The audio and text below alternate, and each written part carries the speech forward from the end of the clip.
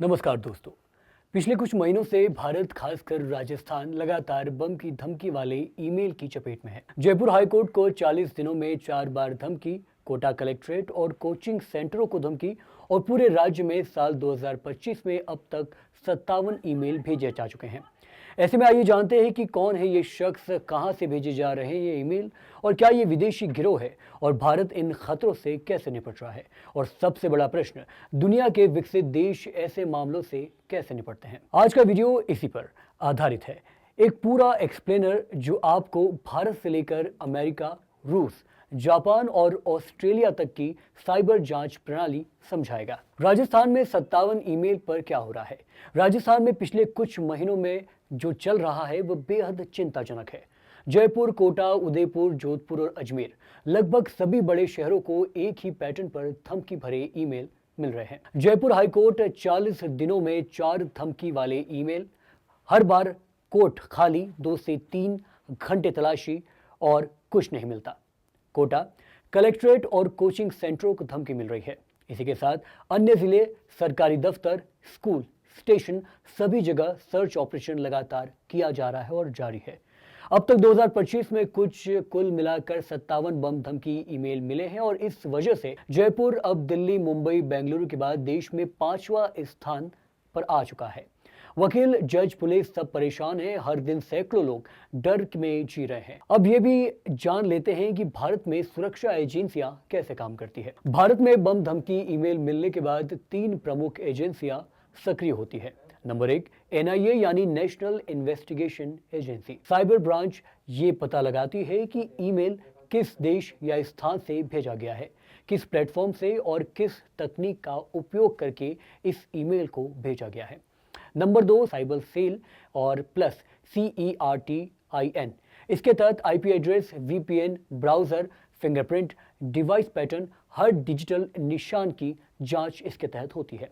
Number 3, bomb threat assessment committee. इसके तहत airport व संवेदनशील जगहों पर search operation, dog squad, bomb निरोधक दस्ता सब मौके पर भेजे जाते हैं ताकि ईमेल का पता लगाया जा सके। अब यह भी जान लेते हैं कि भारत की जांच कैसे आगे बढ़ती है। ईमेल के हेडर, मेटाडेटा का विश्लेषण, ISP यानी कि इंटरनेट प्रोवाइडर को notice, public wifi, mobile location, CCTV मिलान, भाषा और व्यवहार प्रोफाइलिंग, संदिग्धों की सूची, डिवाइस जब्ती, IT एक्ट 66F और UAPA के तहत केस दर्ज करना, यही वो तरीका है जिसमें जांच की जाती है। आइए अब जानते हैं कि चुनौती क्या क्या है। आज ज्यादातर धमकी वाले ईमेल विदेशी नाम, विदेशी सर्वर और नकली IP से भेजे जा रहे हैं। कई IP रूस, कोरिया, यूरोप और की ओर ट्रेस होते हैं, लेकिन जरूरी नहीं कि अपराधी वहीं बैठा हो। VPN की वजह से कोई भी भारत में बैठकर अमेरिका या रूस जैसा IP दिखा सकता है स्पष्ट रूप से। अब ये भी जान लेते हैं कि दुनिया के विकसित देश जैसे अमेरिका, रूस, ऑस्ट्रेलिया और जापान में बम धमकी ईमेल को कैसे ट्रेस किया जाता है और भारत से भिन्न।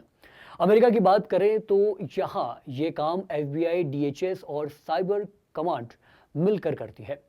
जांच बहुत एडवांस्ड होती है, जैसे ईमेल हेडर डीन फॉरेंसिक। इसमें ईमेल का हर एक बिट डेटा चेक होता है। VPN और TOR का ट्रैफिक पैटर्न एनालिसिस करना है। कई लोग सोचते हैं कि VPN जैसे कोई पकड़ नहीं सकता, लेकिन FBI server log, timing, routing pattern देखकर असली यूजर तक पहुंच जाती है, वो भी काफी ज्यादा आसानी से। अब बात करते हैं डिवाइस फिंगरप्रिंट। भले अपराधी हर बार नया ईमेल बना दे, लेकिन ब्राउजर फिंगरप्रिंट वही रहता है, स्क्रीन रिजोल्यूशन वही रहता है, टाइपिंग स्टाइल वही रहता है। FBI यही पकड़ लेती है, जो काफ़ी ज़्यादा बारीक जानकारी होती है। राष्ट्रीय और अंतर्राष्ट्रीय डेटा शेयरिंग की बात करते हैं तो गूगल, एप्पल, माइक्रोसॉफ्ट, मेटा सभी एक क्लिक में FBI का डेटा देते हैं।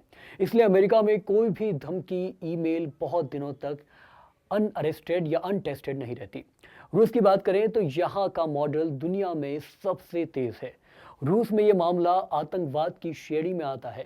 यहाँ FSB जांच करती है और लॉग रिटेलिशन बहुत सख्त है। जैसे ISP का लॉग रखना अनिवार्य है। VPN कंपनियां भी रूस में लॉग देती है। TOR ट्रैफिक भी इंटेलिजेंस पैटर्न एनालिसिस में पकड़ा जाता है। सार्वजनिक वाईफाई, CCTV का एकीकृत सिस्टम से अपराधी 24 से 72 घंटे में पकड़ा जाता है। रूसी की सिस्टम की खास बात केंद्र नियंत्रण तेज है, इसलिए जांच काफी ज्यादा अधिक तेजी से होती है।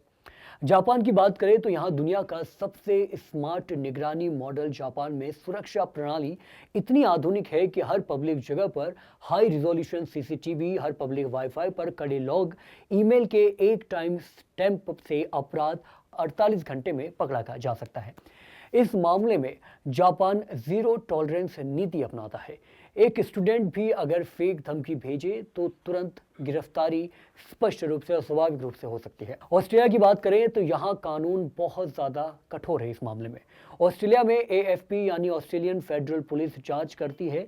यहाँ पर मल्टी लेवल फॉरेंसिक आईएसपी से तुरंत डेटा, वीपीएन प्रॉक्सी को बाईपास करने वाले टूल, विदेशी सर्वर होने पर इंटरपोल, एफबीआई से मदद, डिवाइस जब्ती, ब्राउजर हिस्ट्री रिकवरी आदि तरीके से अपनाए जाते हैं। यहाँ पर ऐसे लोगों को 10 से 15 साल तक की जेल संभावित रूप से हो सकती है। अब भारत की बात करें तो यहाँ कुछ सुधारने की जरूरत है, काफी कुछ कहा जाए तो। राजस्थान के 57 ईमेल केस के कई समस्याएं उजागर है कि इसके चलते यहाँ पर साइबर सेल को और आधुनिक टूल चाहिए। उपकरण अभी अमेरिका, जापान जैसी गुणवत्ता के नहीं है।